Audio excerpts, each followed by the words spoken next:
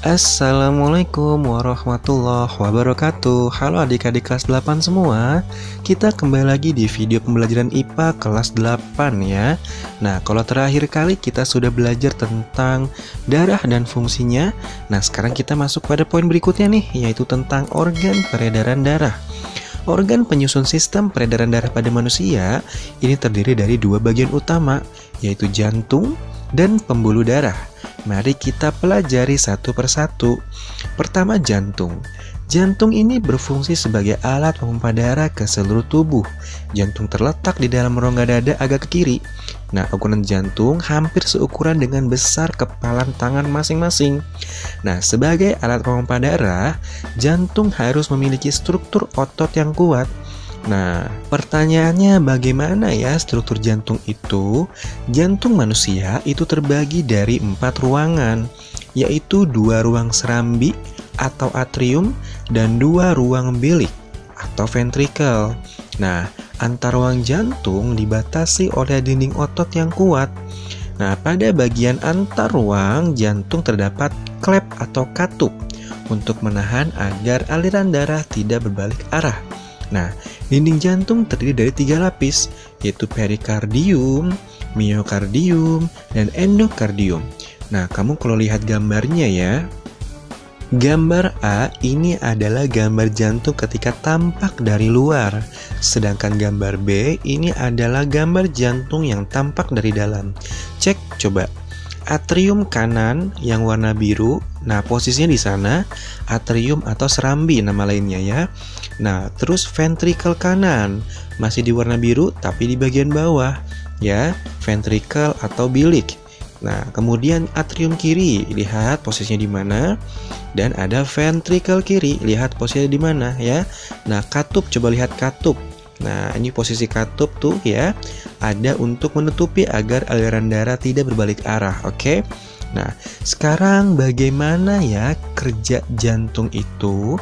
Nah, jantung ini kan organ yang bekerja terus-menerus tanpa henti. Dalam sehari, jantung memompa sekitar 7.500 liter darah ke seluruh tubuh. Kerja jantung menghasilkan denyut jantung. Nah, denyut jantung terjadi karena adanya kontraksi dan relaksasi otot jantung. Nah, kontraksi dan relaksasi antara bagian atrium dan ventrikel terjadi secara bergantian, tapi kontraksi dan relaksasi antar serambi kanan dan kiri atau bilik kanan dan kiri itu berlangsung secara serempak.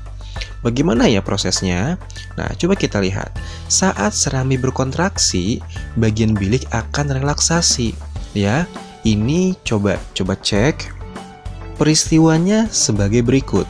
Pertama, darah dari serambi atau atrium kanan itu dipompa menuju bilik atau ventrikel kanan. Jadi, kamu lihat yang warna biru ya. Dari atrium bagian atas menuju ke ventrikel yang bagian bawah, oke? Nah, poin kedua, di saat yang bersamaan, darah dari serambi atau atrium kiri itu dipompa menuju bilik atau ventrikel kiri. Berarti kamu sekarang cek yang warna merah. Atrium kiri dari posisi atas menuju ventrikel kiri ke bagian bawah ya. Nah, ketika bilik berkontraksi, nah maka ini kebalikannya nih. Maka serambi atau Nah, ini salah ketik ya. Jadi saat bilik atau ventrikel berkontraksi, maka bagian serambi, yaitu bukan bilik, maka bagian serambi akan relaksasi. Nah, prosesnya kalau dari gambar ini, darah dari bilik kanan itu dipompa menuju paru-paru melalui nadi paru-paru atau arteri pulmonalis. Lihat gambar yang panah biru ya. Nah, sementara itu bagian serambi menerima lagi nih, menerima pasokan darah dari pembuluh balik utama atau vena cava. Nah, vena cava itu yang bagian tabung yang paling bawah tuh ya. Jadi ketika darahnya dipompa menuju paru-paru, maka si jantung menerima darah lagi dari bawah gitu ya. Jadi nggak pernah berhenti tuh jantung, nggak pernah kosong darah gitu ya. Nah, selanjutnya pada tahap itu berikutnya adalah darah dari bilik atau ventrikel kiri ini dipompa menuju ke seluruh tubuh melalui pembuluh nadi utama atau aorta. Cek aorta yang mana ya. Nah, Aorta itu yang tabung warna merah yang paling atas. Nah, sebagian darah menuju ke tubuh bagian atas dan sebagian lainnya ke tubuh bagian bawah. Bersama dengan itu, serambi kiri akan menerima pasokan darah dari paru-paru melalui pembuluh balik paru-paru atau vena pulmonalis tadi. Nah, gambarnya seperti ini. Jadi pada intinya, ketika darah itu diedarkan ke seluruh tubuh, jantung di saat yang bersamaan akan menerima darah lagi dari vena cava. Gitu ya. Oke, paham semuanya? Nah, semoga untuk jantung semuanya sudah paham ya. Nah, biar lebih memahami bagaimana kinerja jantung, coba silahkan tonton video berikut.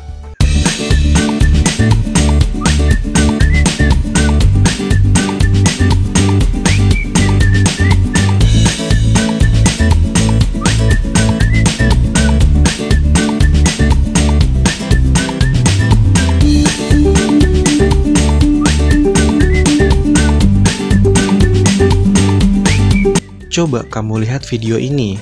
Darah dari serambi kanan dipompa ke bilik kanan, dari atas ke bawah. Darah dari serambi kiri dipompa ke bilik kiri, dari atas ke bawah. Kemudian dipompa menuju paru-paru untuk diedarkan ke seluruh tubuh. Dan ketika darah itu dipompa menuju paru-paru, maka dalam waktu yang bersamaan jantung akan menerima darah lagi. Jadi begitu seterusnya sampai kita meninggal, adik-adik ya.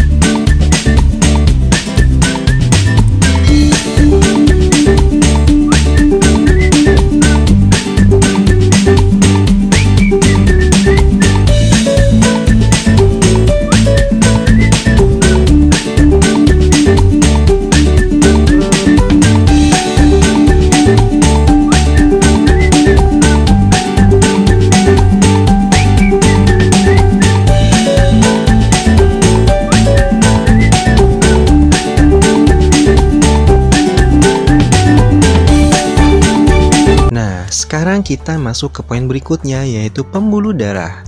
Pembuluh darah ini terdiri dari pembuluh nadi atau arteri, pembuluh balik atau vena, dan pembuluh kapiler.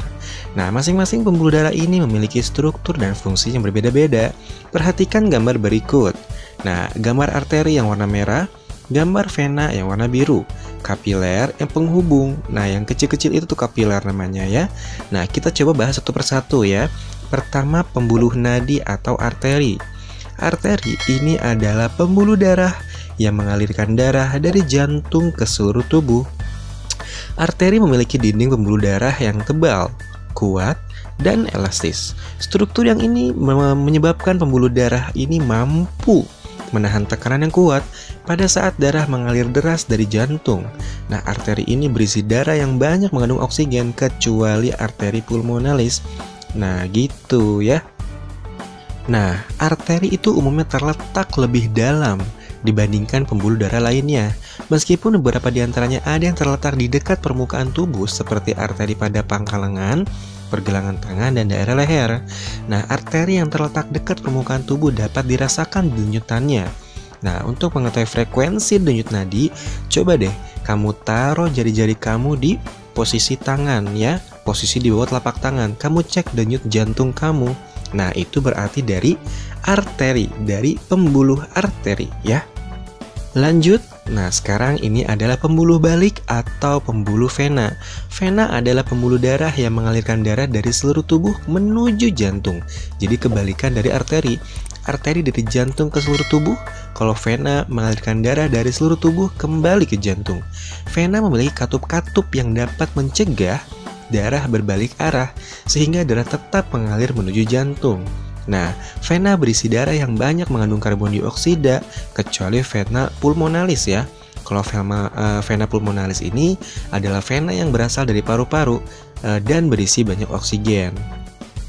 Kalau pembuluh vena ini terletak lebih dekat ke permukaan tubuh dan seringkali tampak seperti garis-garis biru di bawah permukaan kulit. Nah, terakhir adalah pembuluh kapiler. Pembuluh kapiler ini adalah pembuluh darah yang sangat tipis dan hanya terdiri atas selapis sel saja. Kapiler terbentuk dari percabangan arteriol dan percabangan venula.